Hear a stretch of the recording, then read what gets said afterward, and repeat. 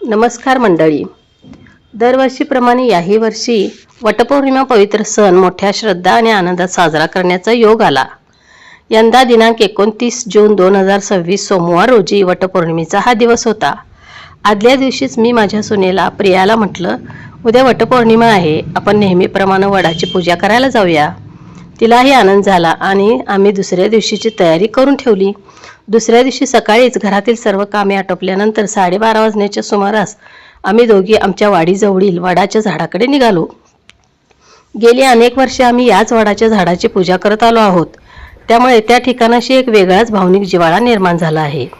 तिथे पोहोचल्यानंतर विधीपूर्वक वडाची पूजा केली, मनोभावी प्रार्थना केली आणि वडाला फेऱ्या मारल्या.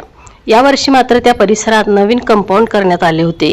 सकाळी संध्याकाळी फिरणाऱ्या नागरिकांसाठी सुंदर चालण्याचा ट्रॅक तयार करण्यात आला होता, त्यामुळे परिसर अधिक सुशोभित आणि आकर्षक वाटत होता.